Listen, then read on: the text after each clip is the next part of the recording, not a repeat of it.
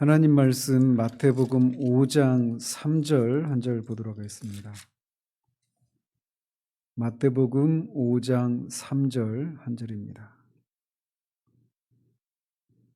같이 읽겠습니다. 심령이 가난한 자는 복이 있나니 천국이 그들의 것이미요. 아멘. 지난주에는 하나님을 만난 사람들이 가야 하는 역설의 길, 즉 이미 하나님을 만났는데 또 만나기를 원하고 이미 하나님을 찾고 발견했는데 또 찾아 나서는, 그래서 시작은 있지만 끝이 없는 이 복된 여정에 들어간 사람들의 특징에 대해서 살펴보았습니다. 오늘은 그렇게 하나님을 단지 그냥 객관적인 하나님으로서 아는 것으로 만족하지 못하고 그 하나님을 나의 하나님으로 깊이 만나고 교제를 나누고 그분의 아름다우심에 푹 안기기를 원하는 사람들이 그 하나님을 알기 위해서 반드시 통과하게 되는 길에 대해서 살펴보도록 합니다.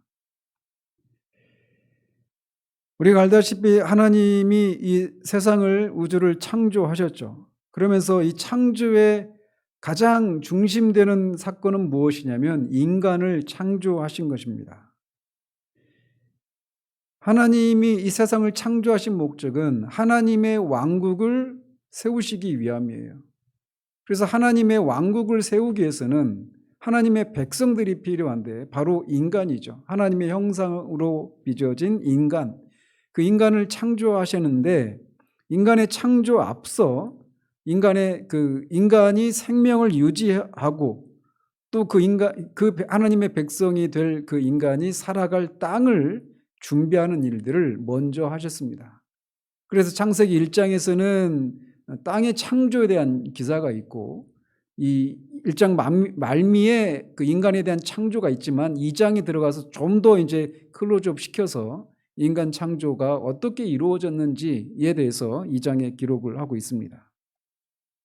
그래서 1장은 하나님 왕국의 기초인 땅을 조성하는 사건이 기록되어 있고 그래서 그 하나님의 백성을 위한 준비를 하시는 일들이 1장에 기록되어 있습니다. 그런데 그 창세기의 이 창조 이야기에서 하나님께서 하나님의 백성이 될 인간을 위해서 그 인간이 태어나기 전에, 창조되기 전에 그 사람들의 소용에 쓰여지도록 많은 물질들, 사물들을 만드셨습니다. 그런데 그 사물들과 인간 사이의 관계는 항상 그 사물들이 인간의 외부에서 인간을 돕도록 만들어졌습니다. 원래 그게 창조의 순서예요. 그리고 인간의 마음속 깊은 곳에는 하나님만이 들어가실 수 있는 그런 구별된 장소가 있었습니다. 그래서 인간의 내면에는 하나님이 계셨고 외부에는 하나님께서 쏟아 부어주신 수천의 선물들이 있었습니다. 나중에 이제 창세기 하면서 우리가 넷째 날 창조 때도 살펴보겠지만 하나님이 우주를 창조하셨는데 우주를 창조하시고 그 우주 공간을 채울 그런 해와 달과 별들을 창조하셨는데 이 별의 숫자가 어느 정도라고 말을 하느냐면 이것도 뭐 관측된 숫자가 아니죠. 지금 세계 인구가 70억이 넘지 않습니까? 근데 70억 인구 그 한 사람 한 사람이 각자에게, 여러분 한 사람 한 사람에게 10조 개 이상의 별을 줘도 남을 정도의 그런 별을 창조하셨습니다. 한 사람에게 10조 개. 뭐 어마어마한 숫자죠. 상상을 초월하는 그렇게 수많은 별들을 창조하셨는데 바로 그 우주 안에 또 지구 안에 있는 그 모든 것들을 하나님의 백성인 인간을 위해서 하나님이 그렇게 어마어마한 선물들을 창조해 놓으셨습니다. 그래서 이 하나님이 창조를 하시는 것을 통해서 하나님과 인간과 이 자연 만물이라고 하는 이 수직적인 구조, 하나님이 가장 위에 있고 인간이 하나님과 자연 만물 사이에 하나님의 위임 통치를 받은 대리 통치자로서 그 세상을 정복하고 땅에 충만하고 번성해서 그 땅을 정복하고 다스릴 그런 책임을 하나님이 그에게 부어주셨습니다. 그래서 죄가 있기 전에 이 창조의 이 구조는 하나님, 인간, 자연 이렇게 수직적인 구조를 가지고 있었습니다. 죄가 들어오기 전까지는 이 질서가 잘 유지되었습니다. 그런데 이제 죄가 들어와서 이 질서가 허물어졌죠. 그러면서 이렇게 인간을 돕고 인간을 외부에서 인간이 필요한 것들을 이렇게 돕기 위해서 지어진 이 선물이었던 그 사물들이 이제는 인간의 영혼에 해를 끼치는 그런 원천이 되고 말았습니다. 그래서 질서가 바뀌고 말았어요. 사탄의 꾀임을 받아서 너도 하나님처럼 될 것이라고 하는 얘기를 듣고 먹었지만 결국은 어떤 일이 일어나느냐? 인간이 하나님 다음에 인간, 그 밑에 자연, 그래서 자연 만물을 다스려야 될 인간이 오히려 자연 밑으로 들어가 버리게 되는 그런 일이 벌어지고 말았습니다. 그래서 인간의 재난은 하나님께서 인간의 그 마음의 중심에 있는 하나님만이 차지하시고 계셨던 그 성역에서 하나님이 쫓겨나시고 사물들이 그곳에 들어오도록 허락되는 것을 통해서 인간의 재난이 시작이 된 것입니다. 그래서 인간의 마음 속에 사물들이 침범하기 시작했습니다. 그 결과 인간의 마음 속에는 날 때부터 평안이 없게 되었습니다. 왜냐하면 인간은 코람데오의 인간이에요. 즉 하나님 앞에서 살아가도록 하나님의 형상으로 빚어진 존재로서 하나님 앞에서 하나님을 왕으로 모시고 하나님과 교제하면서 하나님을 위해서 하나님 안에서 그렇게 살아가도록 지음받은 존재인데 그 질서가 깨어지고 인간의 마음의 중심에서 하나님이 쫓겨나고 사물들이 들어오기 시작하면서 이제 인간은 결코 평안을 누릴 수 없게 되고 만 겁니다. 오히려 그 마음에 이제 토저의 표현대로 도덕적으로 어둠침침한 그곳에 고집세고 공격적인 고리대금업자들이 이 왕자의 인간의 마음의 왕자 그 중심을 차지하려고 싸우게 되었습니다. 그래서 이제 그 싸움이 마음에 없었던 그 싸움이 시작이 되면서 인간은 평강을 잃어버리기 시작했습니다. 이것은 단순히 어떤 비유적인 표현이 아니라 실제로 타락한 인간 안에 일어난 실제적인 영적인 그런 정확한 상황을 묘사하고 있는 겁니다. 그래서 토저의 표현대로 인간의 마음속에는 타락한 삶의 질긴 섬유질에 된 뿌리가 있는데 그 타락한 삶의 성품은 늘 무엇인가를 소유하려고 한다라는 겁니다. 그래서 그 깊고 강렬한 열망을 가지고 사물들을 자기 것으로 소유하고 그것을 가지기 위한 그런 열심에 사로잡히고 그것들을 늘 탐낸다라는 거예요. 그래서 영어로 마인, 즉 나의 것, 이것 자체로는 아무런 문제가 없어 보입니다. 그렇지만 이 말이 나의 것이라고 한 이 단어가 우주적으로 쓰여질 때는 늘 어떤 의미심장한 의미를 가지게 되었다라는 거예요. 그래서 이 나의라고 하는 이 단어, 나의 것, 내 것이라고 하는 이 단어가 이제는 옛날 아담과 똑같은 인간의 실제 성품을 천권의 신학 서적보다 더 잘 나타내 준다라고 토저는 말합니다. 무슨 말이냐?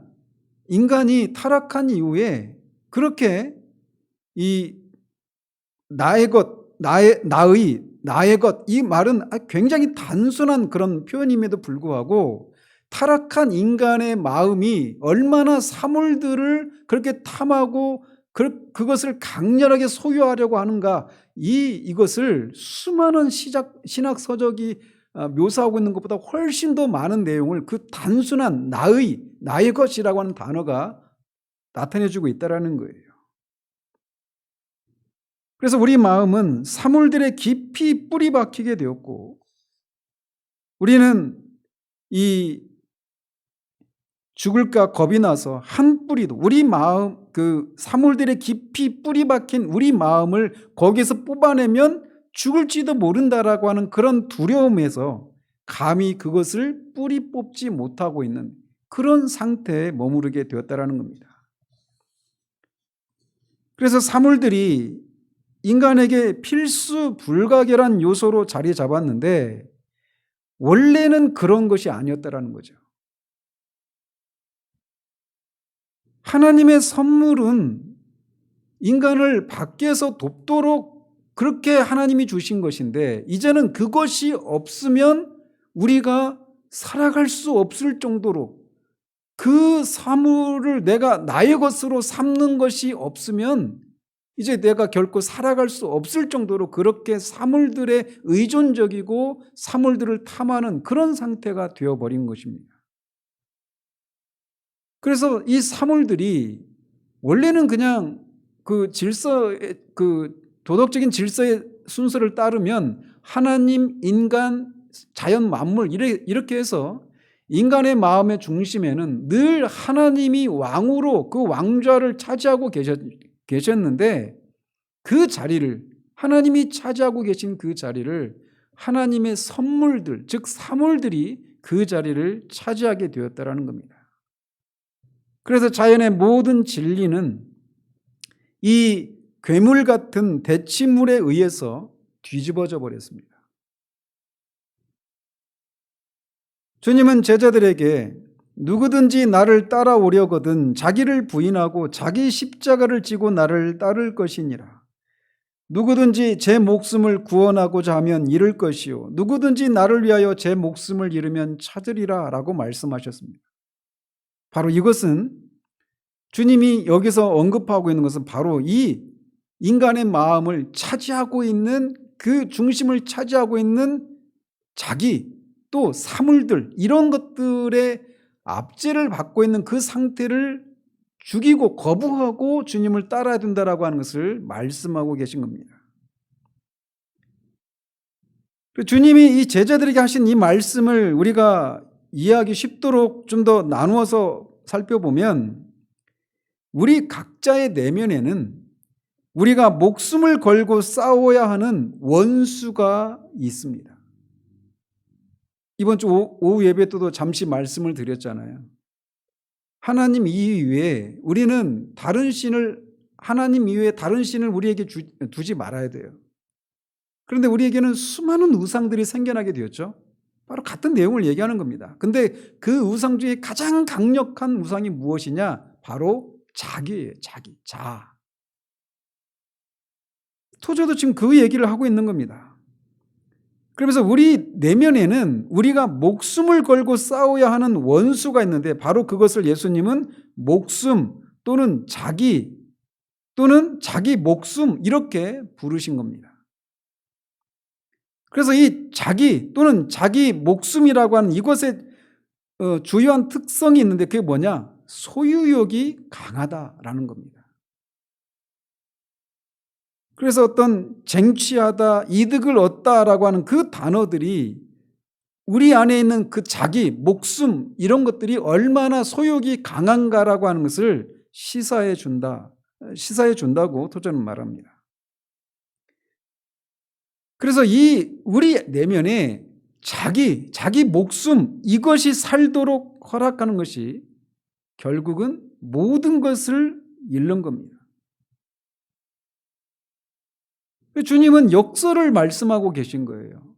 자기 목숨을 잃으려고 주님을 따르기 위해서 자기 목숨을 잃어버린 자는 살고, 오히려 반대로 주님을 위해서, 자기를 위해서 자기 목숨을 잃어버리지 않는 사람은 오히려 잃어버린다라고 말을 하는 것이죠. 그래서 주님이 제자들에게 자기 십자가를 지고 나를 따르라라고 말씀하셔요.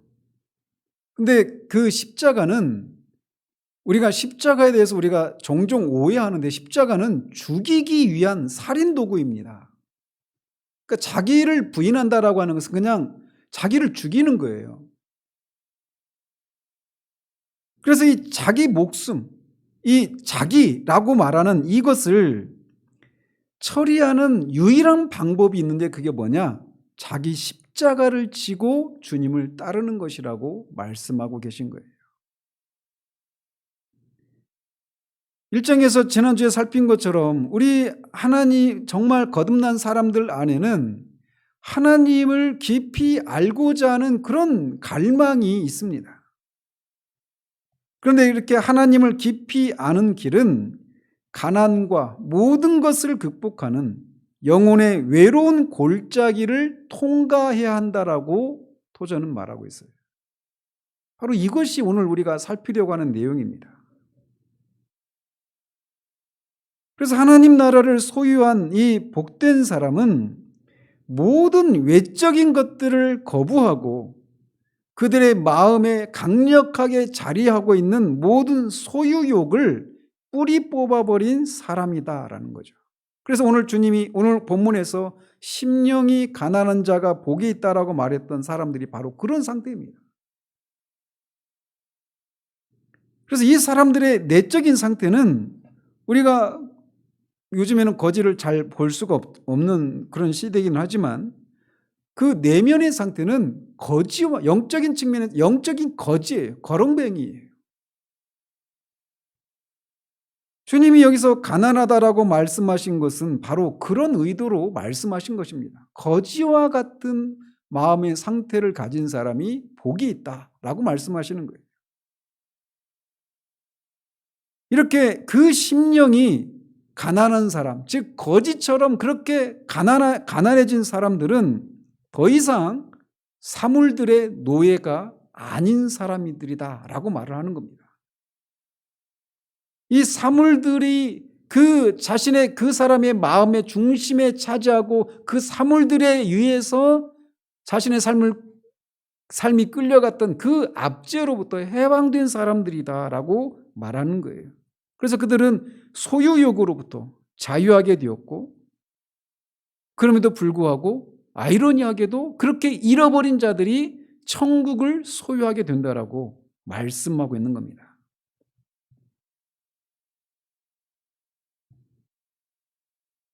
하나님을 추구하는 사람들, 그래서 하나님을 깊이 알고자 하는 사람은 바로 그렇게 우리의 마음에 아주 뿌리 깊이 박혀 있는 사물들을 소유하려고 하는 그 욕구들, 그것의 실체인 자기, 이거가 분쇄되고 깨뜨려진 것이 무엇인지를 아는 과정을 통해 하나님을 깊이 알게 된다라고 말을 하고 있는 거예요.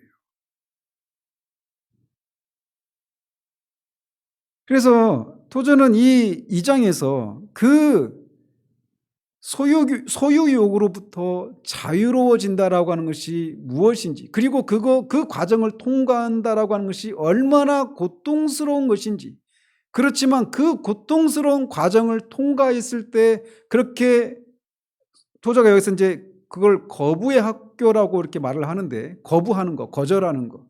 그 거부의 학교를 통과한 사람들이 누리는 그 자유함이라고 하는 것을, 그 신뢰를 이제 아브라함과 이삭의 이야기를 통해서 신뢰를 들어주고 있습니다. 우리가 잘 알다시피 아브라함과 이삭은 아버지와 아들 관계죠. 그런데 이삭이 태어났을 때는 아브라함이 100살 때였습니다. 100살 때 아들을 낳았어요. 증손자 또는 고손자 정도 될 그런 나이에 뒤늦게 아들을 낳은 겁니다. 한번 상상해 보십시오. 그 아이가 아브라함에게 어떤 존재였을지 말이죠. 그 아이는 그의 마음에 기쁨이 되었고 분명히 우상과 같은 존재가 되었습니다. 그 아이에게 완전히 마음을 다 빼앗겼다라고 말을 해도 누구도 그런 아브라함을 책망하거나 이상한 사람 취급하지 않았을 거예요. 충분히 그럴 만하다 이렇게 생각했을 것입니다.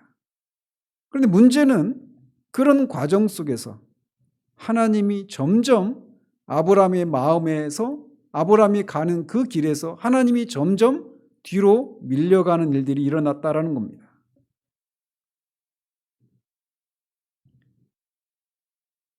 아브라함이 이삭을 사랑하는 것을 우리가 이해하는 것이 어렵지 않아요. 충분히 이해할 수 있습니다.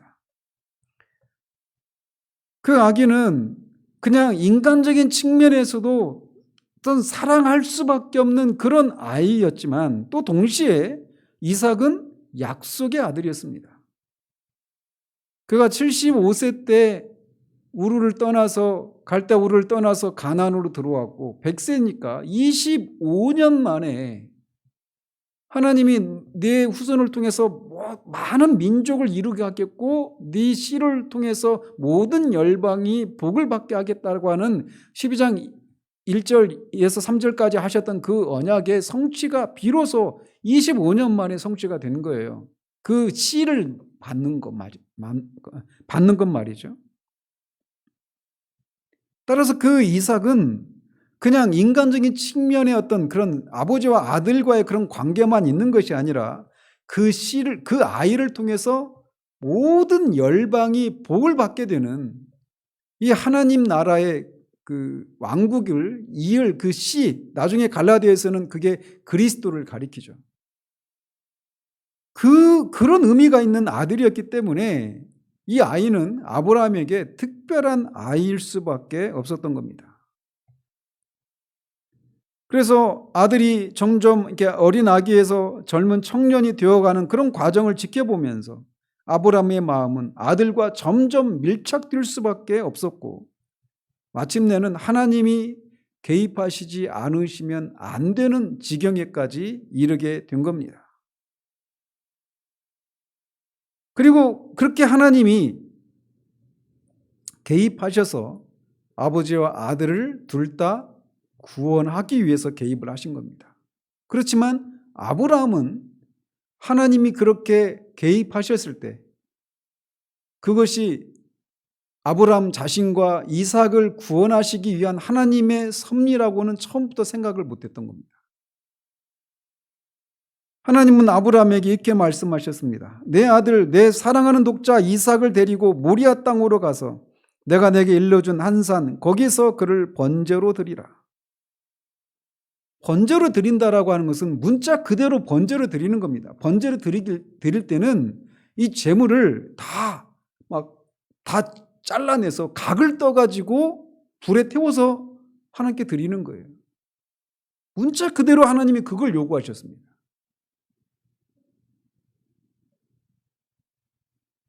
성경에는 하나님이 아브라함에게 말씀하시고 그냥 아브라함이 사흘길을 걸어서 모리아산에 가서 이삭을 바쳤다 이렇게만 기록되어 있지만 그 과정, 그 사흘 동안 그 과정에서 아브라함의 마음 가운데 어떤 갈등도 없었으리라고 우리는 상상할 수 없어요. 그는 그 사흘길을 걸어가면서 어마어마한 투쟁이 있었을 것입니다.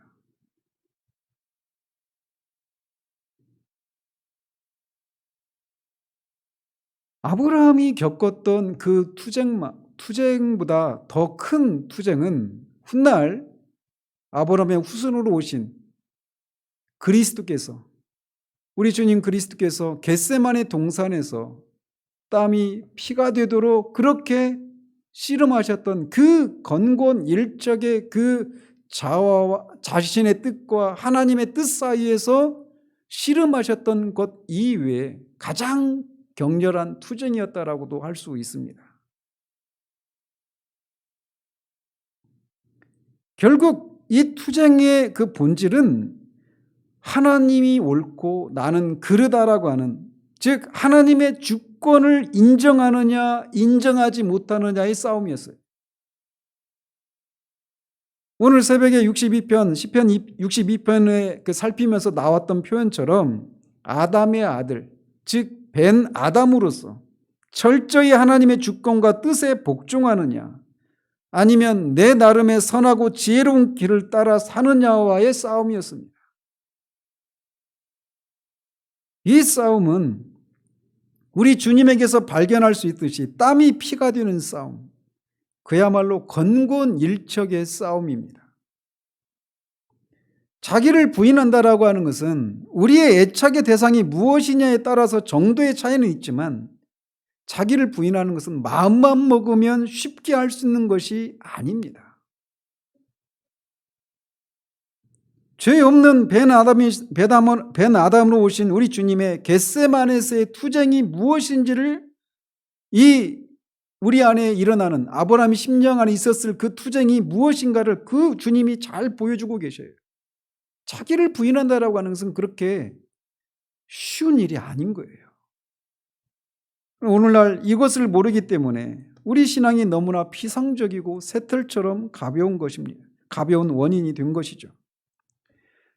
다시 아브라함에게 돌아가 보십시다.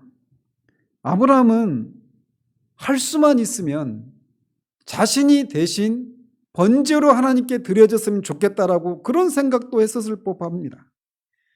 아마 그것이 아브라함에게는 몇천 배나 더 쉬웠을 거예요. 왜냐하면 그는 이미 이제 이삭이 15세 이상, 15세, 20세 이 정도 한 청년이 막 되어가는 그 정도 나이라고 우리가 추정을 하는데, 따라서 아브라함은 이미 120세 가까이 된 나이였어요. 충분히 살았죠. 그리고 오랫동안 주님과 동행했고 결국 죽음 이후에 그 주님께로, 하나님께로 돌아간다라고 하는 것을 알기 때문에 아브라함이 차라리 내가 죽는 것이 낫겠다라고 생각하는 것은 그에게 그렇게 힘든 일이 아니었을 것입니다.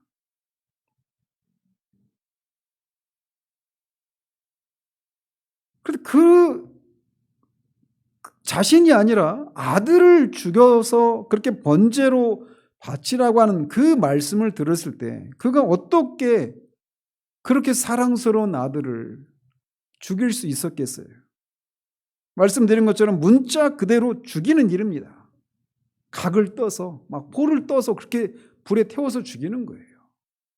통째로 죽이는 게 아니라.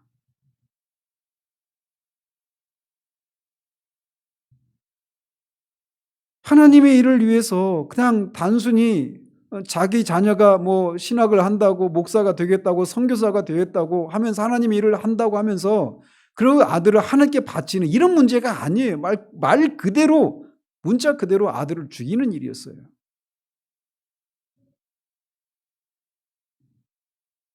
백 번 양보해서 아브라함이 하나님께 그렇게 순종한다고 했다 하더라도 아브라함의 마음에는 여전히 신학적인 문제가 남아 있었습니다.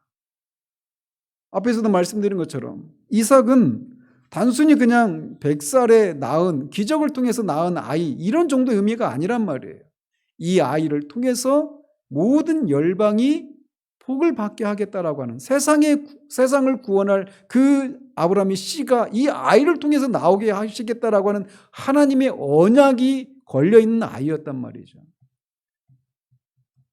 따라서 이 아브라함에게는 그런 신학적인 그런 문제도 있었던 겁니다.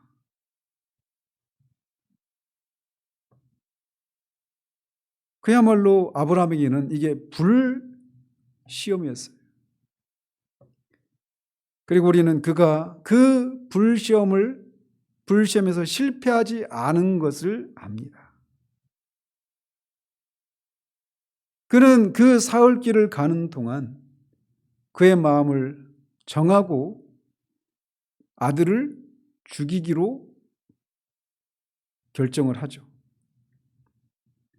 그리고 나서 히브리서 기자가 말하고 있는 것처럼 하나님께서 이 아이를 죽이고 다시 부활시키실 것이다라고 하는 그 믿음으로 아이를 하나님께 드리기로 결정을 합니다.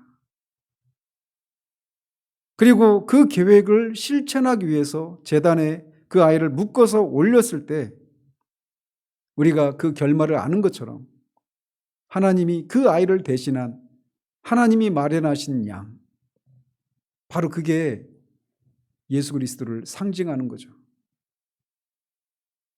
그런 이 일을 통해서 이 일을 통과하는 과정을 통해서 결국 하나님이 이 세상을 어떻게 구원하실 것인가라고 하는 그 하나님의 구속 경륜을 이 사건을 통해서 분명히 배웠을 것입니다. 그래서 요한복음에서 주님이 말씀하시는 것처럼 주님의 때를 볼 것을 멀리서 보고 환영하다가 기다렸다가 주님이 그 주님의 때를 보고 기뻐한다라고 말씀하셨던 것입니다. 결국 그는 주님이 제자들에게 말씀하셨던 것처럼 누구든지 나를 위해서 자기 목숨을 잃고자 하는 자는 찾는다, 얻는다라고 말씀하셨던 것을 이 일을 통해서 실제로 경험하게 된 것이죠.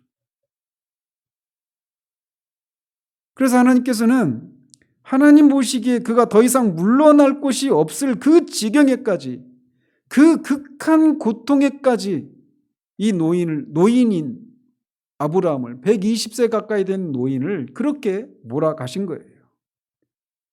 그리고 나서 그 마지막 순간에 아이에게 손을 대지 못하도록 하시면서 하나님이 아브라함에게 이렇게 말씀하셨습니다.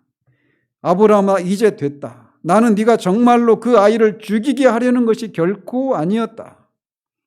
나는 단지 그를 너의 마음의 성전으로부터 제거해서 그곳에서 아무 도전 없이 내가 통치하려는 것이었다.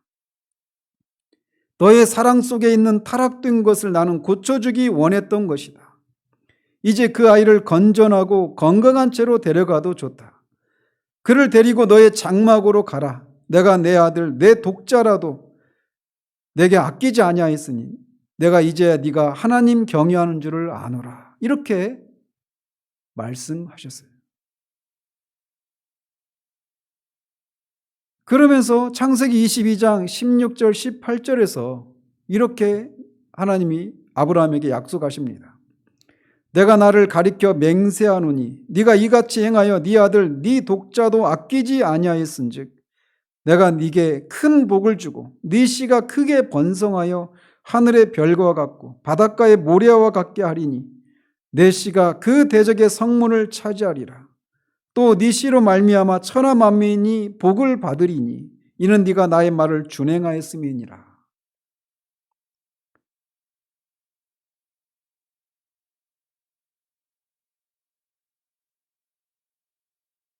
아브라함은 이 이삭을 바치는 이 사건을 통과하기 전에 아브라함과 이 사건을 통과하고 하나님으로부터 이렇게 이 믿음의 테스트, 이 시험을 통과한 아브라함은 완전히 다른 사람이 되었습니다. 그는 이제 하나님께 완전히 헌신한 사람이 되었고 완전히 순종하는 사람이요 아무것도 소유하지 않는 자가 된 것입니다. 영적인 면에서 보자면 그는 죽었다가 살아났다라고 말할 수 있습니다. 그래서 예전의 아브라함은 사라지고 새로운 아브라함으로 우뚝 선 것입니다. 그는 전에는 이 시험을 통과하기 전에 그는 자신의 모든 것을 그가 사랑하는 아들 이삭 안에 모든 것을 집중시켰습니다. 아들이 그에게 전부였어요. 그런데 하나님께서 그로부터 그 아들을 취하신 것입니다. 하나님은 아브라함의 마음의 중심에서 아들이 아니라 하나님이 통치하시는 방법을 통치하시도록 하기 위해서 이렇게 저렇게 돌아가시지 않고 직접적으로 그의 마음을 자르고 들어가셔서 그의 마음을 잘라내고 끝내기로 하셨던 겁니다. 도저는 아브라함이 아무것도 소유하지 않았다라고 말을 합니다. 그러나 우리가 알다시피 한국교회에서 늘 어떤 하나님께 순종한 자들이 어떤 복을 받는가라고 말할 때 늘 언급되는 사람이 있다면 아브라함이죠. 아브라함은 분명히 많은 양과 낙타와 종과 소들 그런 엄청난 것들을 가지고 있었습니다. 그럼에도 불구하고 토자가 왜 그는 아무것도 가지지 않았다라고 말을 할까요? 거기에 영적인 비밀이 있습니다. 그리고 그것은 거부의 학교에서만 배울 수 있는 마음의 달콤한 신학이 있다라고 토자는 말합니다. 조직신학 서적들은 아브라함이 이 거부의 학교를 통과하면서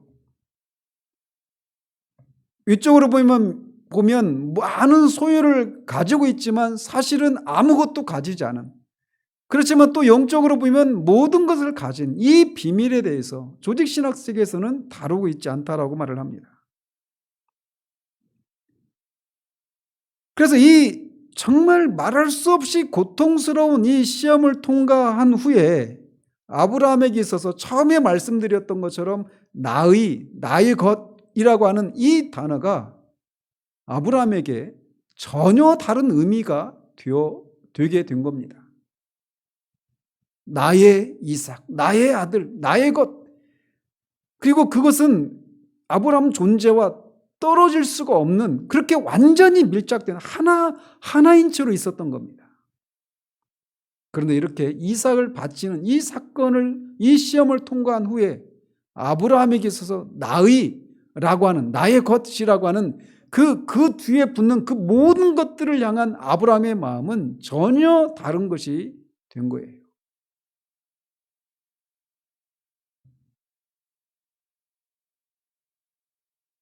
그래서 사람들이 나의 뒤에 붙이는 그게 명사가 어떤 명사이든지 간에 나의 목숨이든 나의 아내든 나의 남편이든 나의 자녀든 나의 명성이든 뭐든 간에 사람들이 또 나의 것이라고 하는 것에 가지고 있었던 그 감정의 그 강렬함들, 이런 것들이 아브라함에게는 사라졌어요.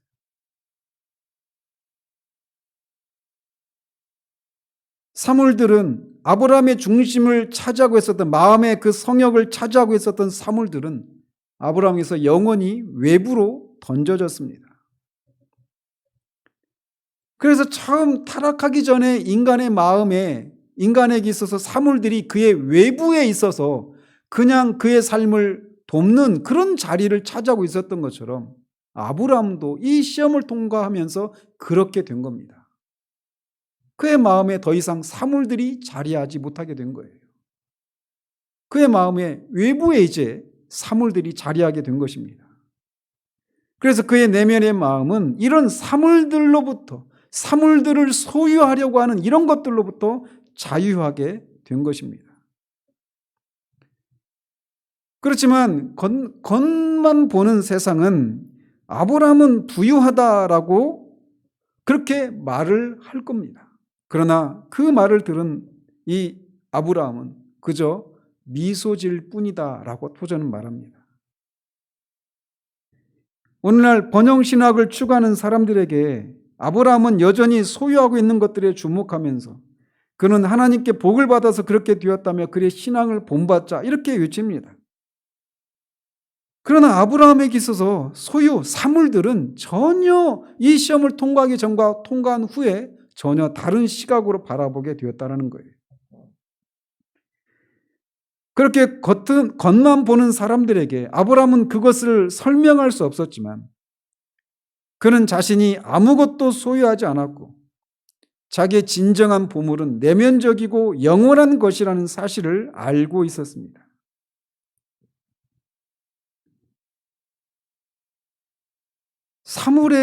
사물에 대한 소유욕을 가지고 매달리는 것이 우리가 인생을 살아가는 데 있어서 가장 해로운 습관 중 하나라고 하는 것에 대해서 의심의 여지가 없습니다. 그래서 우리가 무엇인가를 소유하려고 하는 이 욕망은 너무나 자연스럽기 때문에 그것이 우리에게 그렇게 해롭다라고 생각하지 않을 정도예요. 그렇지만 우리의 마음이 사물들을 소유하려고 하는 그 소유욕에 사로잡혀 있는 동안에 그것이 빚어내는 결과는 너무나 비극적이다라는 거죠. 우리는 우리의 마음에 주님이 말씀하신 것처럼 너희 보물이 있는 곳에 너희 마음이 있다고 하잖아요. 그래서 우리 마음에서 보물로 여겨지는 그런 것들을 잃어버릴 것에 대한 그 두려움 때문에 그 보물을 주님께 드리기를 우리는 주저합니다. 왜? 그 보물은 나거든요. 우리가 귀하게 생각하는 그 보물이 우리와 가까운 사람이면 사람일수록 우리는 그런 것들을 주님께 드리는 것을 두려워합니다. 우리에게는 그런 상실에 대한 두려움이 있어요.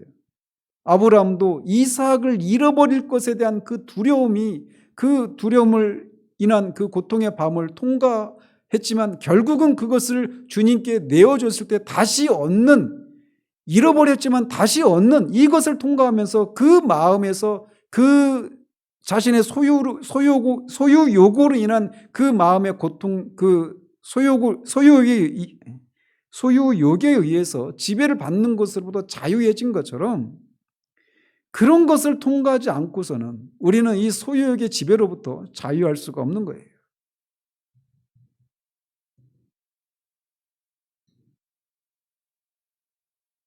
우리가 가진 모든 것은 다 주님이 주신 것입니다. 심지어 우리의 생명까지도. 그것은 우리가 하나님이 우리에게 빌려주신 것이고 그것으로 우리가 인식을 해야 되는데 그런 인식을 가지지 못하고 우리들의 것으로 여기고 우리의 주인이신 하나님이 그것을 우리에게 요구하실 때 우리는 그것을 드리기를 지체하고 두려워하고 벌벌 떤다는 거죠.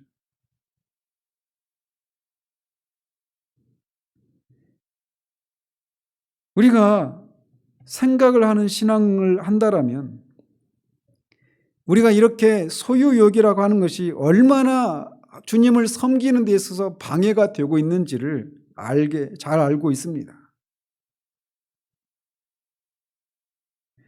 그래서 우리가 하나님을 향한 그런 갈망이 우리 가운데 있음에도 불구하고 우리 안에서 그 무엇인가를 내어놓지 못하는 그것 때문에 늘 그 갈망이 충족되지 못하는 그런 현실들을 보면서 우리가 무엇인가를 해야 된다라고 하는 것을 알긴 아는데 무엇을 해야 되는지를 잘 모를 수가 있어요. 그것에 대해서 토저는 그 길이 무엇인가를 제시해 줍니다. 무엇보다도 먼저는 모든 방어를 걷어치우고 자기 눈앞에서나 주님 앞에서 자신을 변명하려는 시도를 그만두어야 한다라고 말을 합니다.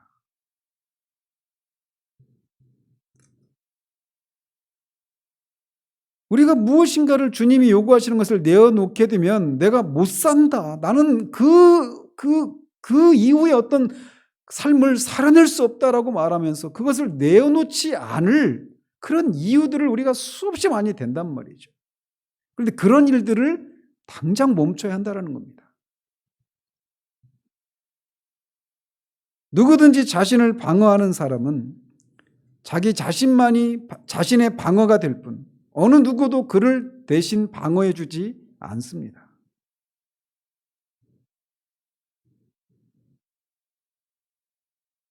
그래서 우리가 먼저는 우리 안에서 무엇인가를 붙잡고 내어놓지 않는 그것이 다양하죠. 내가 어떤 정해놓은 어떤 삶의 수준이랄지 또는 어떤 사람이랄지 어떤 일이랄지 그리고 그것을 내어놓지 않기 위해서 우리는 끊임없이 어떤 이유들을 변명거리들을 제시하는데 그 일을 당장 멈춰야 한다는 거예요.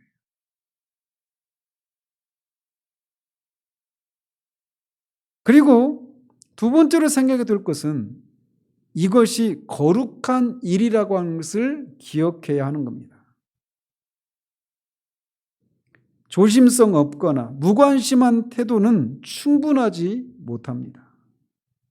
그래서 말씀을 들으려는 강한 결심으로 하나님께 나오고 또 하나님께서 자신의 모든 것을 받으셔서 사물들을 우리 마음으로부터 끄집어내시고 그분 자신이, 하나님 자신이 우리 마음속에서 통치하시도록 우리 마음을 내어놓는 것이 필요합니다. 어떤 경우에는 우리가 우리의 마음을 차지하고 있는 그런 사물들의 구체적인 그런 이름들을 하나하나 들어서 말해야 될 필요가 있을 수도 있습니다. 그런데 그렇게 우리의 마음을 사로잡고 있는 것들을 하나님 앞에 내어놓는 일들이 신속하면 신속할수록 우리는 우리의 마음을 차지하고 있는 우리 마음의 중심을 차지하고 있는 그 사물들의 지배로부터 벗어나는 것이 신속하게 일어나게 됩니다. 그런데 이제 우리가 마지막으로 기억해야 될 것이 있다면, 이것은 우리가 어떤 수학이나 과학을 공부하는 것처럼 그런 식으로 기계적인 방법으로 이것을 터득하는 것이 아니라는 거예요. 우리의 마음을 사로잡고 있는 그런 것들을 내어주는 것을 통해서 아브라함이 다시금 그 이삭을 돌려받은 이런 과정을 통해서 그가 사물의 지배로부터 벗어나는 이 체험은 그냥 기계적인 방식으로 되어지는 게 아니라는 겁니다. 그것은 경험되어져야만 진정으로 알 수 있는 것입니다. 그래서 아브라함이 겪었던 이 경험을 통과하고 그가 누리게 된 그 자유함들을 우리가 누리기를 원한다라면 우리도 우리 마음 가운데서 그런 과정을 경험해 보아야 합니다.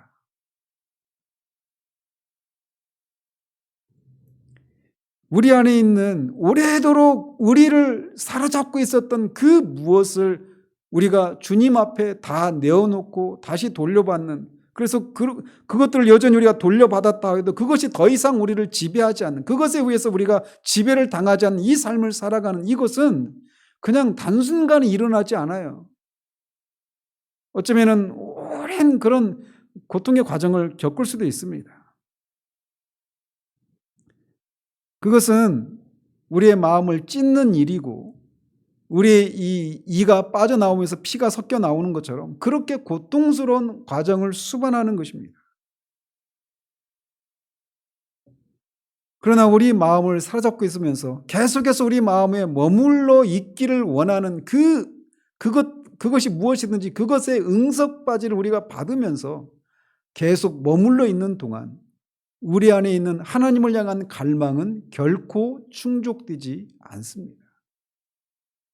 하나님을 더 깊이 알고 하나님을 추구하는 그런 삶을 살기를 원하면서도 우리가 그 갈망이 충족되지 않는 이유는 무엇이냐?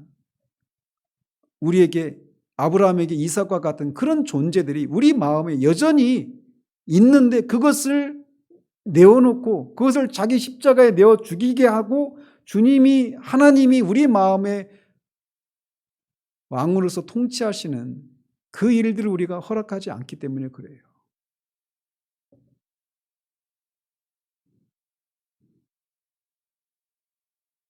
나중에 우리가 창세기에서 살펴보겠지만 우리는 끊임없이 이 구속사가 창조의 과정을 통해 하나님은 구속사를 그렇게 미리 내다보게 해주셨는데 결국은 하나님은 끊임없이 우리 마음에서 있는 것들을 분리하시는 그런 일을 하고 사탄은 끊임없이 그것을 혼합하는 일들을 합니다.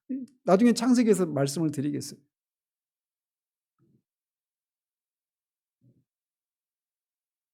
우리 마음이 하나님을 향해서만 구별되어야 하는데 우리 마음이 다른 것들로 혼합이 되어 있어서 그리고 그것을 분리시켜서 구별시켜서 온통 하나님으로만 우리 마음이 구별되어야 되는데 그것을 우리가 자지러져 하면서 그것을 내어놓지 않는 것이 우리가 개인적으로 영적인 성장이 더디게 일어나는 이유이기도 하고 또 그 과정 통해서 아브라함이 이 과정을 통과하면서 자신에 대한 이해 또 하나님에 대한 이해 하나님이 이 세상을 어떻게 구원하실 것인가에 대한 이 구속의 그 경륜에 대한 이해가 깊어졌던 것처럼, 그래서 그가 그런 사물들로부터 더 이상 지배를 받지 않는 자유로운 사람이 되어버린 것처럼, 그런 일들이 우리 가운데 일어나지 않는 이유가 바로 이 거부의 학교를 통과하는 것이 무엇인지를 모르기 때문에 그래요.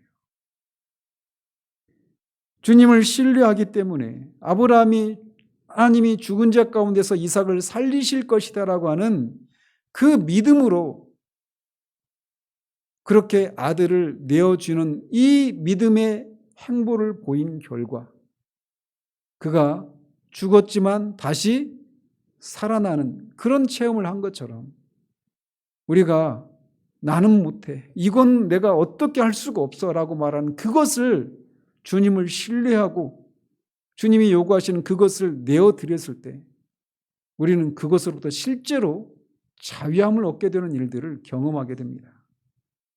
이런 일을 겪고 나면 담대해지는 일들이 일어납니다. 사람에 매이지 않게 되고 사물에 매이지 않게 되는 일들이 일어나요.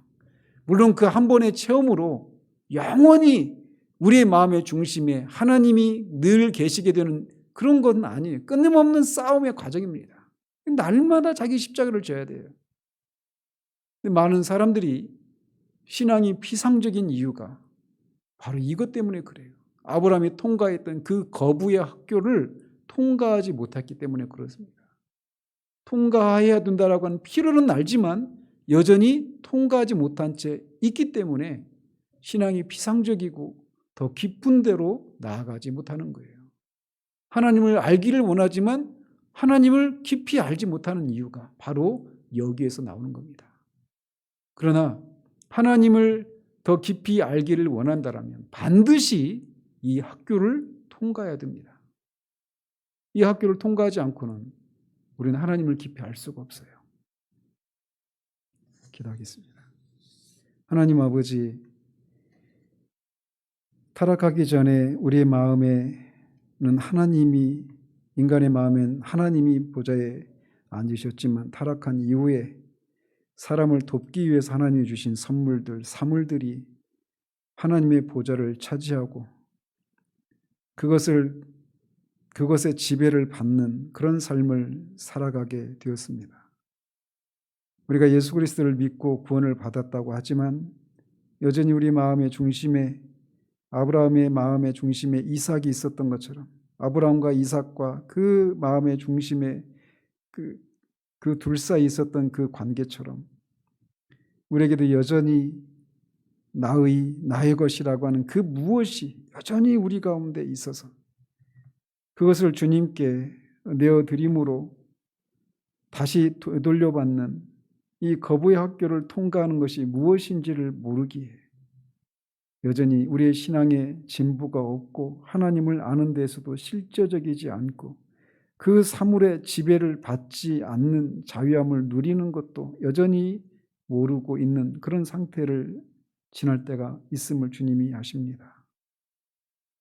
각자가 다 다른 상황을 지나고 있지만 하나님이 나에게 지금 무엇을 요구하시는지 물을 때, 그것을 잃어버리게 될 때 우리가 그 삶을 감당할까에 대한 그런 두려움들로 인해서 우리가 그것을 내어놓기를 두려워하는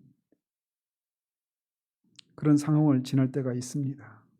그러나 아브라함이 하나님을 신뢰함으로 믿음으로 그렇게 이삭을 바쳤을 때 그가 그 시험을 통과한 이후에 전혀 다른 완전히 사물들의 그 지배로부터 자유로운 그런 사람이 된 것처럼 우리도 정말 하나님 앞에 그런 사람이 되어서 기꺼이 주님을 위해서 우리의 그 마음의 중심에 자리하고 있는 것들을 기꺼이 주님께 내어드림으로 자유함을 얻고 뿐만 아니라 그 과정을 통해 더 하나님을 알고 깊이 하나님의 아름다우심을 즐거워하는 데서 오는 그 평강과 기쁨을 누려가는 그런 우리들 될 수 있도록 주님 도와주시기를 원합니다. 예수 그리스도의 이름으로 기도합니다. 아멘.